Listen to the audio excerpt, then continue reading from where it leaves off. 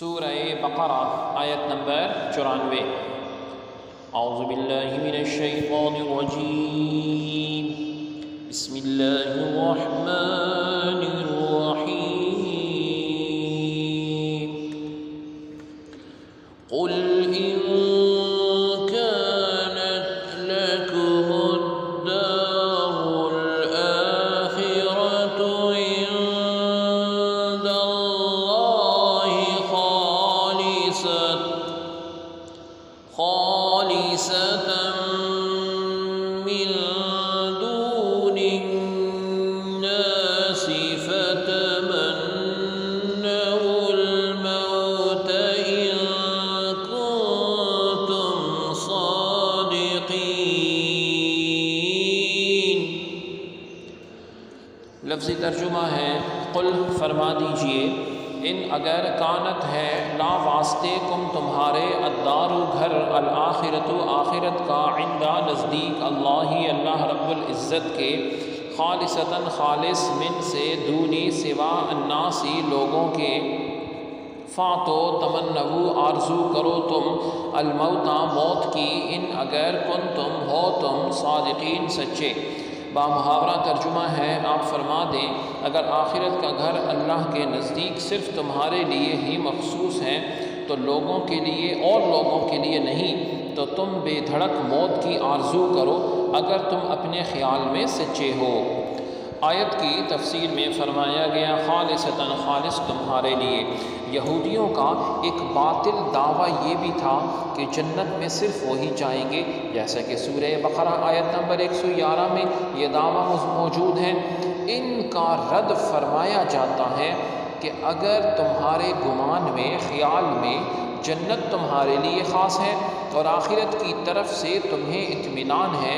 اعمال کی حاجت نہیں، تو جنتی نعمتوں کے مقابلے میں دنیاوی مصائب کیوں برداشت کرتے ہو؟ موت کی تمنا کرو تاکہ عیش و آرام والی جنت میں پہنچ جاؤ، اور اگر تم نے موت کی تمنا نہ کی تو یہ تمہارا جھوٹا ہونے کی دلیل ہے۔ حضرت عبداللہ بن عباس رضی اللہ عنہما سے روایت ہے کہ رسول اللہ صلی اللہ علیہ وسلم نے فرمایا اگر یہودی موت کی تمنا کرتے تو سب ہلاک ہو جاتے اور روئے زمین پر کوئی یہودی باقی نہ رہتا۔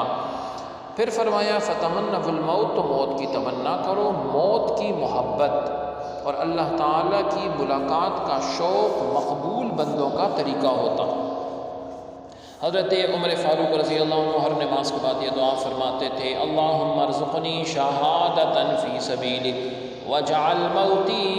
ببلدی فی بلد رسولک صلی اللہ تعالی علیہ وآلہ وسلم،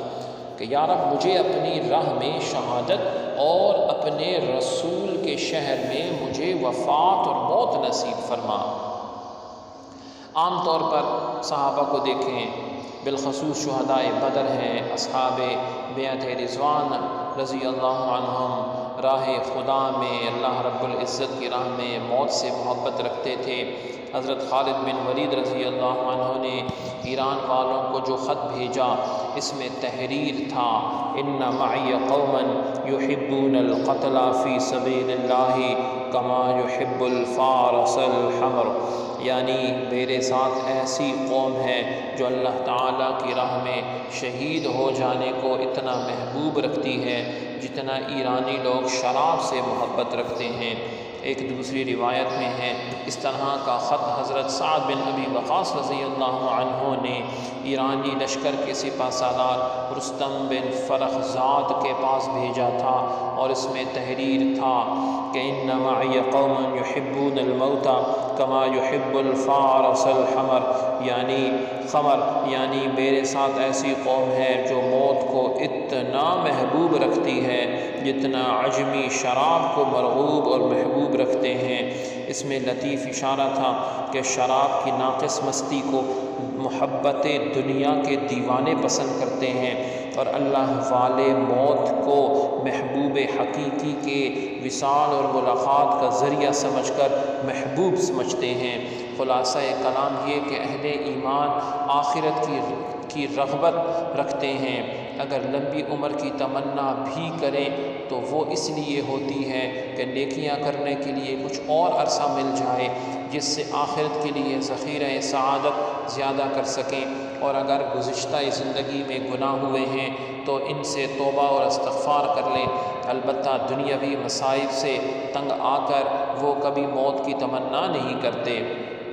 حضرت انس بن مالک رضی اللہ تعالیٰ عنہ سے روایت ہے، رسول اللہ صلی اللہ علیہ وسلم نے ارشاد فرمایا، کوئی دنیاوی مصیبت سے پریشان ہو کر موت کی تمنا نہ کرے، اور اگر موت کی تمنا کرنے کے سوا کوئی چارہ نہ ہو تو یوں دعا کرے، اے اللہ تعالیٰ عز و جل، جب تک دنیا رہنا میرے لیے بہتر ہے اس وقت تک مجھے زندہ رکھ، اور جب میرے لیے وفات بہتر ہو اس وقت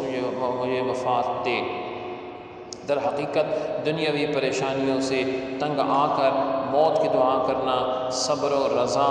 اور تسلیم و توکل کے خلاف ہے اور ناجائز ہے۔ اللہ رب العزت ہم سب کو قرآن سمجھنے اور عمل کرنے کی توفیق عطا فرمائے۔ سبحانک اللہم و بحمدک، اشہد ان لا الہ الا انت، استغفرک و اتوب الیک، وصلی اللہ تعالی علی خیر خلقہ محمد وعلی آلہ و اصحابہ اجمعین برحمتک یا ارحم الراحمین۔